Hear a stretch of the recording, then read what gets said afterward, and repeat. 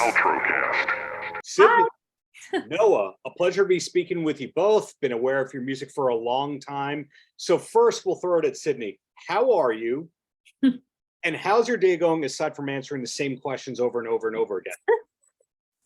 Oh my gosh. No, honestly, we've had a good diverse group of interviewers actually today. So I don't think I've answered the same question exactly quite yet.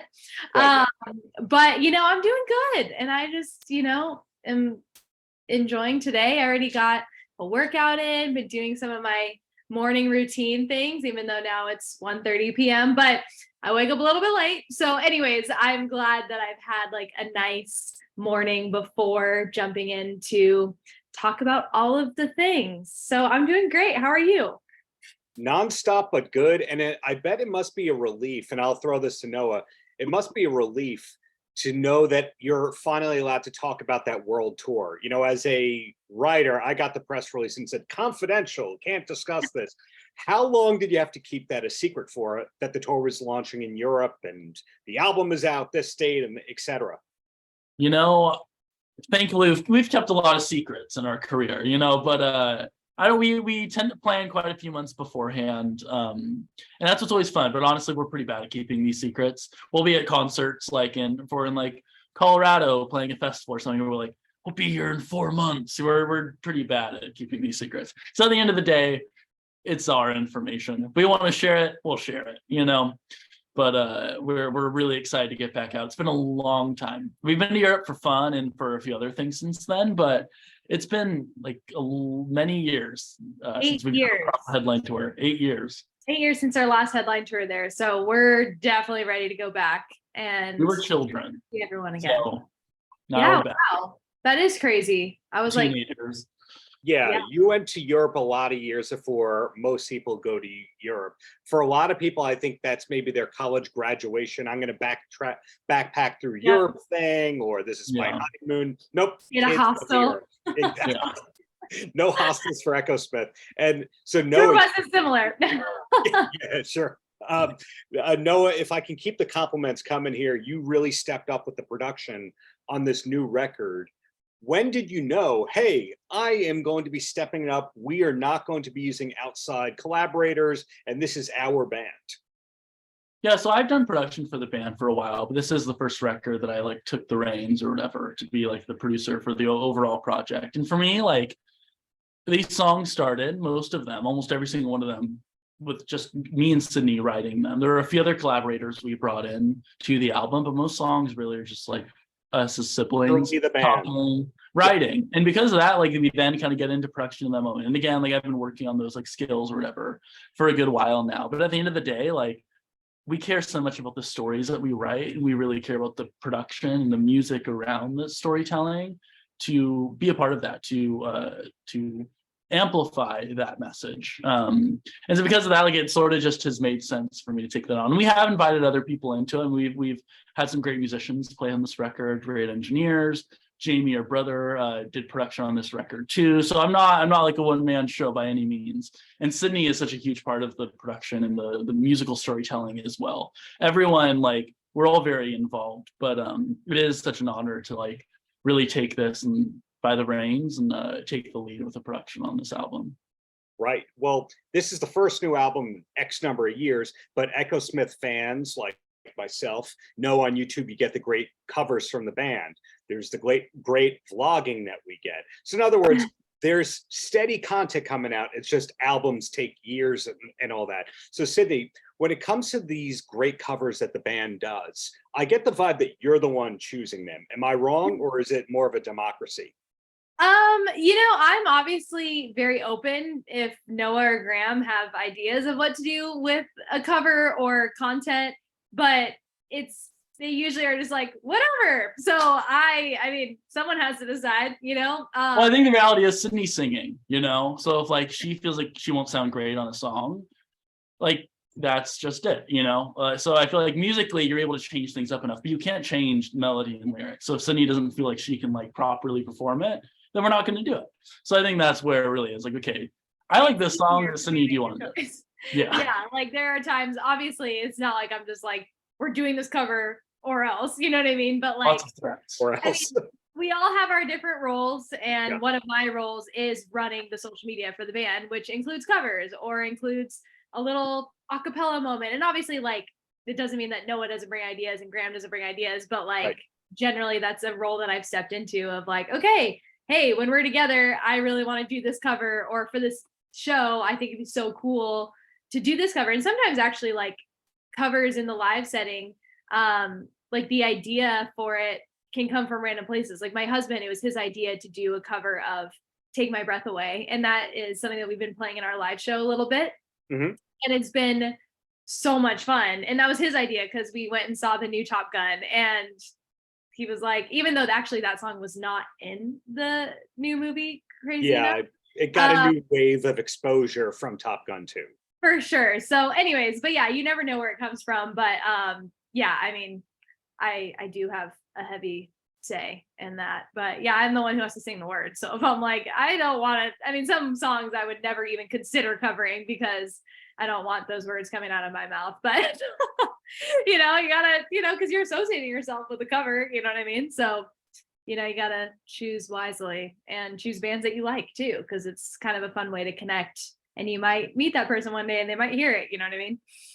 Yes, your band has collaborated with a lot of interesting artists of different genres, but following up on that, Sydney, here, watching those covers videos, we see you playing guitar in a fair number of them, yet the people who first discovered you through Cool Kids, you did not have an instrument in your hands. So something I'm curious about, a lot of my favorite bands of all time, the singer, when they don't have the instrument on stage, it's usually except for one song. Like they give Bono one song with the guitar, or Shirley Manson from Garbage, the one song with the guitar. Were you playing guitar all along, or is it something that you felt more confident in the last few years?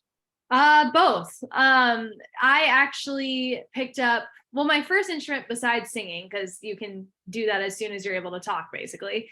My first instrument More than really. was actually drums. So we kind of all started on drums in our family. The same thing with the Himes sisters. They were a drums first family too. You know that? Dang, well, that's the way to go. I did not know that, but that's awesome. Makes a lot of sense. That's really cool. So yeah, I mean, we started on drums and then I picked up guitar next and then, you know, dabbled in piano and stuff. But what's interesting is like when we first started, I really focused on singing, and actually I was known as being like the singer and keyboardist for Echosmith. Like that's probably what it says on my Wikipedia page or whatever. Yeah.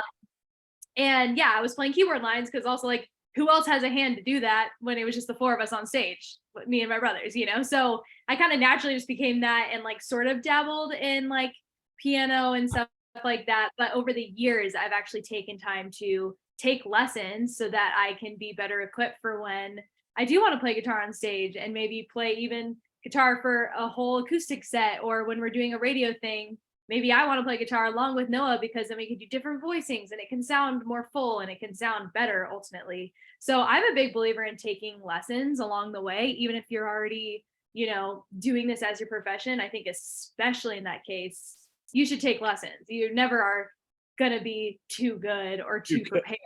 So I took piano lessons recently, I took guitar lessons recently, and I have always taken voice lessons. So I'm going to keep it up because I hope to just keep getting better. And it just is more fun that way when you have more tools in your little toolbox. Noah, I just learned drums as your first instrument as well. Wow. Do you still play regularly?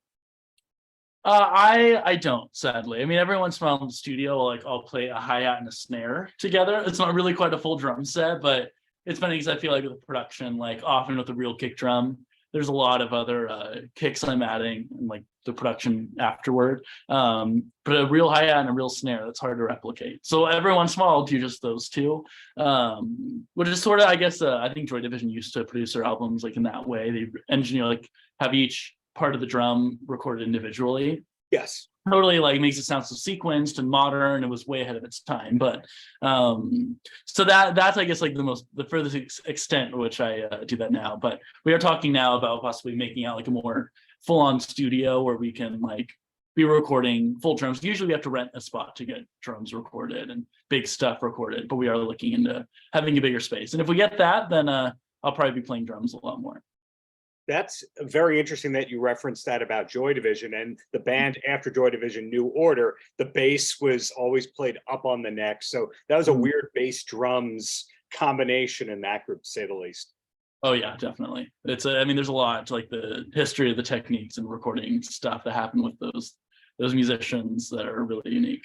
So just like Sydney is a student of the game and taking the lessons, you're studying production techniques and all that. So it's great to see that Echosmith is not this band that peaked. It's, in other words, it's not like Cool Kids is the only cool thing that you're going to do. It's the peak of everything. No, you're going to keep pushing the ball forward. So related to that, what is the ultimate goal with Echosmith? Because, and that's kind of a complex question. I'll throw it at Sydney first, but you did have the fashion line.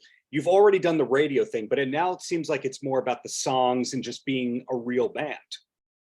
Yeah, I mean, ultimately our goal is to keep moving forward with intentionality, because I think we've had seasons in our career where we were on autopilot and we moved forward because that was the next step we just were told we should take, or yes, you need to work on your second album and all that. But I think now we're in a place where I know that now we're in a place where we don't want to do it if it doesn't mean anything.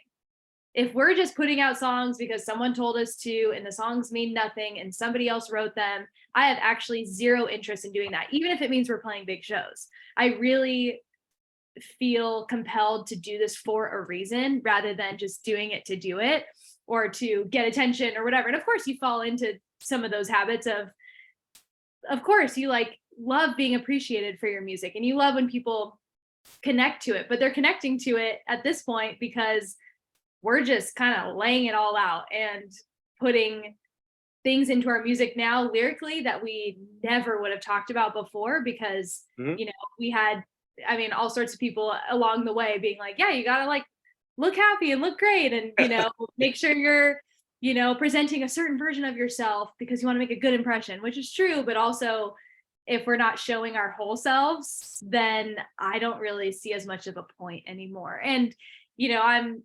17 years into doing this band with my brothers. So obviously a lot has happened along the way, but more than anything, I think we've really become sure that we want to continue doing this because we feel passionate about sharing our story and connecting with people through music and helping them feel seen and cared for by listening to Echosmith songs. And I think that this album does that with every song in so many different kinds of ways, because we talk about it all. We talk about awesome, beautiful things in marriage, but then we also talk about really hard things that happen in relationships, whether it's family dynamics or also just trying to manage your anxiety and things like that. So I think our goal is to connect and to do this with intentionality, and we are actually doing that. So I will say, even though the album hasn't even come out yet, our goal has already been accomplished so far, and I hope that we can continue to do that daily, no matter what it looks like. Well said. Well, last question, I'll throw it to Noah first and then back to you, Sydney. Totally nothing to do with your new album and tour and the success and the best being yet to come. It's, what should I be watching on television? Do you have a recommendation for a show that the wife and I should be watching? Because every time we start a show, we're done with it in 4 days and we go, what's next? So why not ask artistic people, you know? Oh gosh. So here's a problem. I became a dad like 10 months ago, and I have literally not watched a single TV show since then. I have zero input. I think I've seen a few movies on the plane when I've flown. I don't ever watch TV. I have no time. So I don't know. I have no answer. Well, I'll give you a cheap answer. Was there a show that has used Echosmith's music in the last 2 years as a sync license? And you can go, yes, that's a great show because you keep. You know what? Selling Sunset has used a lot of our songs. Well, the Pokemon. Yeah. We made a song for them. So if you're needing something to watch, season 30 something or whatever it is. I think it's season 23. Pokemon Ultimate Journeys. We made the theme song. We made the theme song. So honestly, I'll tell you what, the first like 30 seconds of that show are pretty killer. Solid. And your ASCAP and BMI statements are through the roof. And and Sydney, do you have a recommendation or same boat as Noah with the TV? You know, I do still watch TV. I'm not gonna lie. And I love watching a great show. I'm actually like Googling, I'm like, what have I seen lately? Oh my gosh. But you know, I have gotten into reading, so I don't know if you or your wife are readers at all, but I Sure, bring it on. I will say that there's a book called well, there's several, but I just read a book called, oh my gosh, Part of Your World. That was actually so sweet and so great. It's a fictional book. It's a feel-good read, but it keeps you, you know, on the edge of your seat. And then Verity is also like an insanely good book. But I think I watched something recently on, The Last of Us on HBO. Have you watched that yet? Are you already done with it? I interviewed the composer. The wife saw it. I haven't seen it yet, so now I know I have to because Sydney says so. And 1923 is also great. I haven't finished it, so I can't attest to like the whole thing, but we've been watching that lately. And yeah, so hopefully that's helpful. I'm looking for a new show too, honestly. So I'm open to recommendations as well. If you like a lot of people screaming at each other, the new season of The Bear is very good. I heard that's really good. Okay, like I am people on screaming, but the bottom line I love people screaming. But the bottom line is this: congrats on your album, the first headline tour in a bunch of years, and looking forward to the next gig in New York when it's happening. So keep up all the greatness, both of you. Thank you, Darren. Thanks for taking the time. This has been awesome. And yeah, we'll see you in New York anytime. Paltrocast.